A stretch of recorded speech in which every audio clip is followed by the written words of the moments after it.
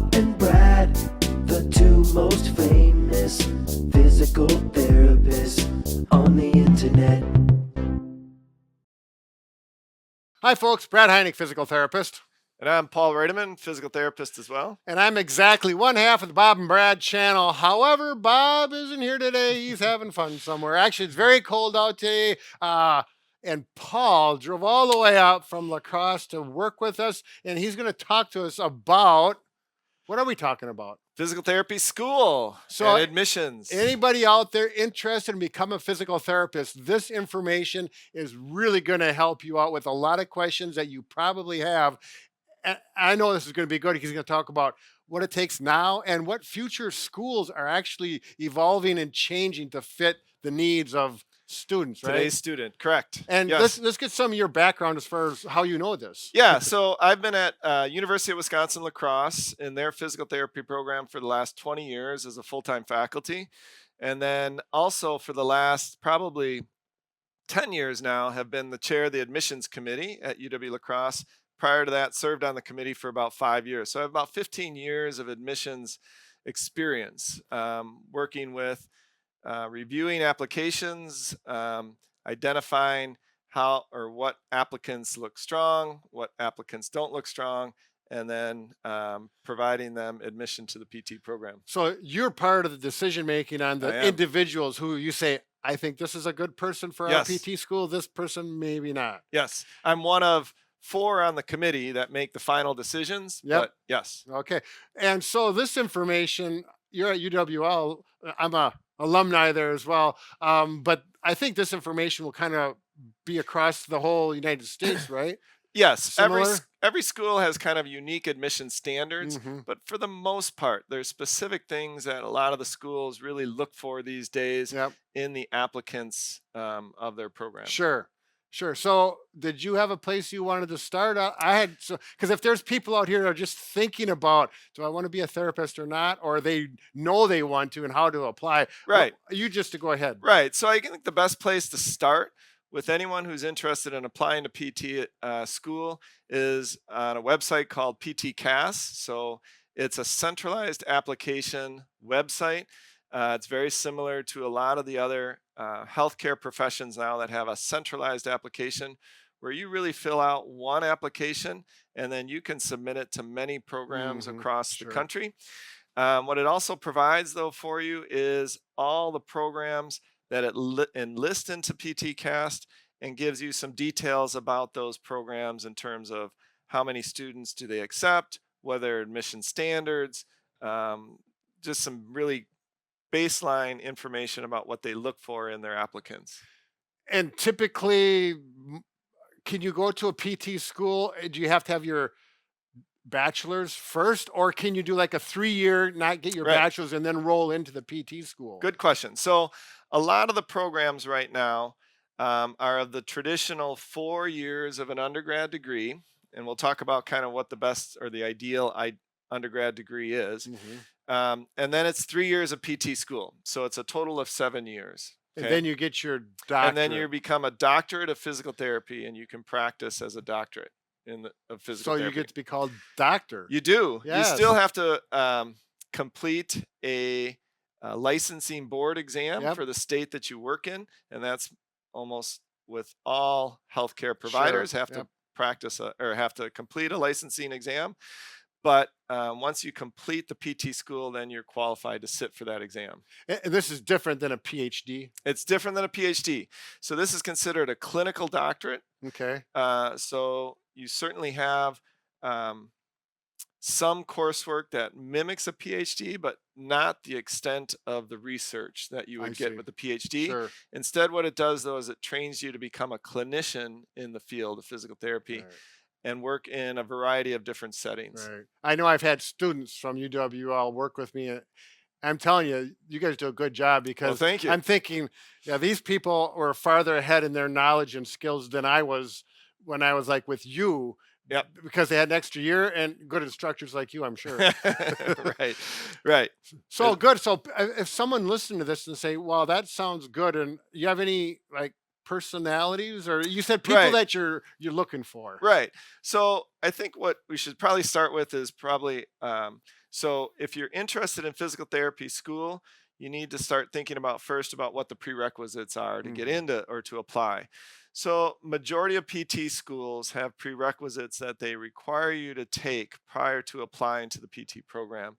And the majority of those are science courses. So biology, chemistry, physics, anatomy and physiology, psychology, statistics. Those are kind of the core Mhm. foundational um, prerequisites that most PT schools require. And then each PT school has its own kind of unique requirements as well. So that's where going on to PT CAS, you can identify what those prerequisites are.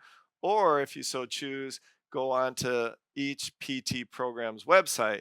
And on each PT program's website, they'll have the list of the prerequisites that are required. So that's the first thing. Second thing is then start deciding, what is a good undergraduate degree for you to pursue. Sure. And that's always one of the major questions. If they're, let's say, a freshman in college and they know they want to get to the PT school, they always ask, what is the best undergrad Yep. degree? And I'm going to tell almost everyone across the board right now the best PT degree to get into is the one that most interests the person. Okay. Sure. Yep. So if I tell everyone to get a biology degree and they hate biology, boy, they got a long 4 years ahead of them. Right. So really choose any sort of undergraduate degree that is of most interest to them. Sure. As long as they meet those prerequisites for the PT program, it doesn't matter what your undergraduate degree is. So I'm going to go off the edge. What if someone's interested in psychology? Right. Now that's not well at the clinical. There's a lot of psychology involved with treating a patient. Absolutely. Yes. So that would all fall into Yes. place too. So they can, I mean, we've had at UW La Crosse, we've had cake design as their undergraduate Oh, are degree. you, no way. There's no such thing. There is such a Really? thing as cake design. I got to look into it. But they went back to school to get their prerequisites. So Okay.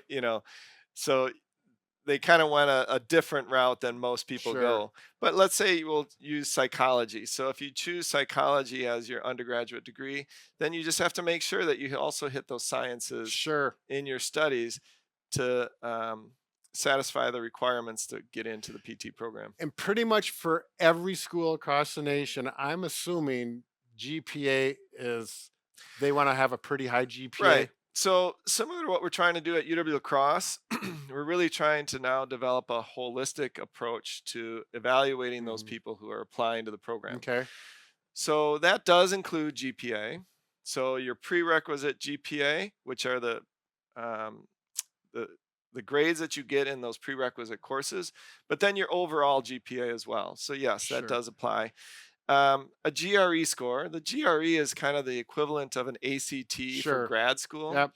So some PT programs are requiring a GRE, some are not. Okay. So at UW La Crosse, we still require a GRE, and it's a standardized way to assess all students on an equal level, Yeah. right? So, and then the holistic part of it is what types of outside opportunities or experiences Mm. has the student engaged in. So we look for leadership, we look for healthcare experiences, Right. we look for any sort of interaction with people who, let's say, have physical or emotional or psychological delays that require some sort of interaction with the student and those individuals. It Sure. just prepares them much better to become a physical therapist in Right. the future. Right. So it's not just grades and it's not just standardized exams, but it's also what have they done to kind of improve their ability to work and interact with individuals. So, and I'm assuming, like you said, if you're in the medical field, if you're a physical therapy aide, I think would Yes. be ideal. Yeah. Because then they have a direct experience of what day-to-day work is Yes. for a therapist. Yes. But the unfortunate thing is there's a lot of people interested in physical therapy school that don't have the opportunity to work as a Yes. physical therapy Yep. aide. Mhm. So people think, then I shouldn't get any other job. So really it's any sort of opportunity Sure. that they're working with people. The ideal would be everyone to, become an aide for a Right. period of time. but that's just not realistic. So I can give you a really oddball example of how someone got into therapy without any medical history. That's myself. yeah, I worked in industry, worked yes, on large industrial equipment, electrical equipment for 10 years. Sold my part of the business and went to school to be a PT. I didn't even know what a PT did really. right. And I worked my way into it. And I was passionate about school. And I don't know, I don't know what happened, Right. but here I am on YouTube. But you displayed that you were able to hold a job for 10 years. You displayed that you're in a leadership position, that Yeah. you're able to manage a Sure. business. All those things are things that we look for now, Right. not just how good you did in your undergraduate studies, right? Or I- how yeah. well you So did, I my should say. point is, if you think you want to be a PT Yeah. and you're somewhere else in a completely different world, it can be a benefit. It can, yes, it can be a benefit. We've had teachers who, again, we've had a lot of people actually who've decided that the path that they're following right now is not for them. Mhm. And they've chosen to go a different career Sure. path, such as yourself. And they do have to go back, get some of the prerequisites. And once they complete those, then apply to the PT program. Right. Oh, and I do want to ask because I have a feeling there's going to be a number of physical therapy assistants out there wondering, well, I've been doing this. Maybe they should. Does that help quite a bit, or does it depend on the individual? It does help because they have that perspective of what the profession is. Yes. Right. The unfortunate thing is that a PT assistant degree does not qualify them to apply to the PT program. Sure. They still have to go back and get extra training in some of the advanced sciences Right. before they can apply. Right. So that's the challenge. We love it though when PT assistants apply to our program because they do have that background, but we don't get a lot of them because it is kind of a challenge to go back to school once you've been out practicing for a Right. while. Well, Aaron Cast. Yes. He worked for us as a PTA. And then we lost him. He was one of my best Yeah. employees, but he did take the extra classes, like for Yep. a year and a half at least, before he could even apply. So he was, And did a great job. when yeah, he was in the and, program. and Yeah. he's been out working. He's got kids and everything Yeah, now. we don't want to tell him that he's a good PT, but No. well, I guess we just did. Yeah, didn't we? he might be watching. You never know. Actually, he's done a few videos. He got certified for lymphedema. Did he really? Yeah, Okay. and so he did some classes or videos with us. Very helpful. Very, very nice Neat. videos. Good. Yeah. Good. So yeah, well, that's interesting. Is there another point we want to bring up? So yeah, just if you are searching out PT programs right now, do your homework. There's a lot of different opportunities out there, or options that exist. So I mentioned UW La Crosse is the traditional 4+3. There is an avenue where you can go a 3+3, so 3 years of undergraduate degrees, and then get undergraduate degree work, and then go to PT program. So it cuts a 1 year off. So there's a lot of schools that are kind of adopting that hybrid program now. So when you're a junior, you're applying. You're applying as a Okay, junior. sure. Yep. But those are specific to specific undergraduate degrees. And again, there are some programs. So if we just talk about the state of Wisconsin, Marquette, Carroll have those opportunities where you can go 3 years and then apply into a PT program in your 4th year. Sure. Yep. So again, UW La Crosse has that option as well, and some of the other state schools do as well. And then there's some unique hybrid programs that are out there now with smaller private institutions where it's more intended for those individuals who maybe are choosing PT as a second career, or maybe don't want to uproot and live in a different location, where they can take a lot of the coursework online. Mm-hmm. And then they have to go to the university maybe 3 or 4 times a year, spend about a week and a half, 2 weeks there to do a lot of the hands-on coursework. Sure. Those are unique. Those are starting to pop up a little bit more across the country, but you're going to have to do your homework on those to find out where they exist. Right. So yeah, it is a matter of sitting down at the computer and Right. start searching Right. for all these schools and see what your options are. Yes. Those programs aren't for everyone, though. I mean, again, there's not as much of the face-to-face interaction that you get with a traditional program such Sure. as ours. So I'm a little biased, of course, and I think those are probably, a good route to go. Yeah. But for some people who are more self-directed learning, they might succeed in these hybrid programs. Sure. I keep interrupting. Maybe That's I should. fine. But I remember when I Interrupt. was in school, you're behind me. There was a woman. She had 2 or 3 children that were like in Yes. middle school, and she she went back to school. Right. And she did outstanding. And I can think of actually another PTA that worked for us, and she left to become a PT too. Right. And she had 2 or 3 kids. Right. I mean, so there's these people who are motivated, they're smart, and you don't have to be a traditional student. Exactly. So we do call them non-traditional students, and we Mhm. really enjoy having those non-traditional students in the classroom because they provide a certain amount of leadership to the class because Mhm. they've been out, they've been working, they know what the world is like out there, um, and they have a positive influence on a lot of the students who've kind of been doing the more traditional route of Sure. going from Yeah. undergraduate degree right into Yeah. PT. So do you have many non-trads, or is it pretty So rare? we typically have we have a class of about 45, Yep. and I would tend to think somewhere between 5 to 10. Oh, We have really? non-traditional Oh, every year. yeah. Yeah.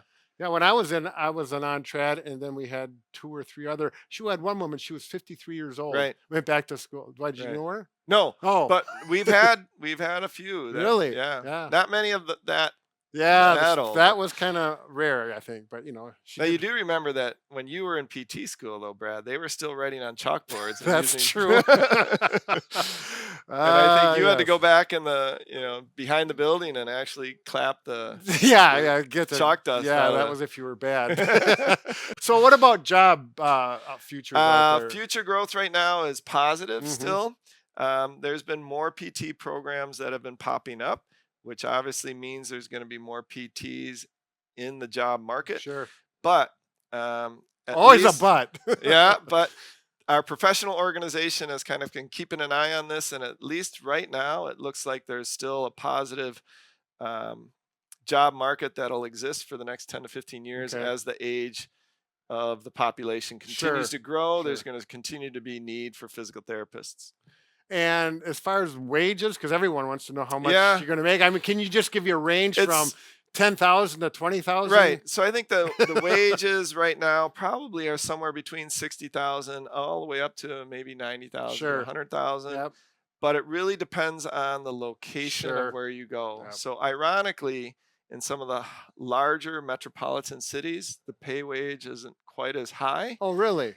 because there's a greater amount of PTs Sure. in those Supply areas. and demand. It's in the small rural areas where the Mhm. wages are somewhat higher because the demand is so much higher for Right. them. What about traveling PTs? Traveling PT still exists. Mhm. It's not quite what it used to be probably 20 years ago, but there still are opportunities for you. So Sure. if you want to,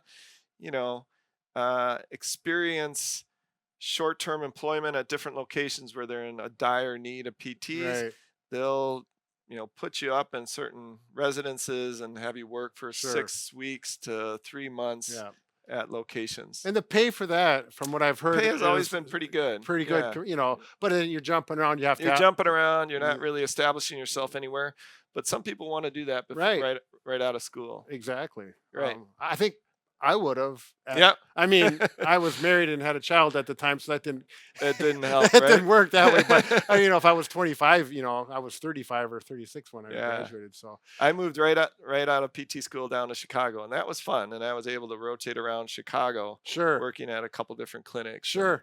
So Yeah. living in the big city was fun. I got it out of my system, and now I'm into a smaller Sm- town. Back to small town Wisconsin. Right. All right. Anything else? I think we've covered a lot I of think ground. we've covered it all. Yeah. Tanner, do you have any questions? Any comments?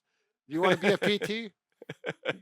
Someday. Someday. All right. Well, very good. I hope this was helpful for you, and I'm glad Paul could come in and give you some direct information from his point of view. So good luck if you want to be a PT, and I say if you want to, you can. So good going. Yep.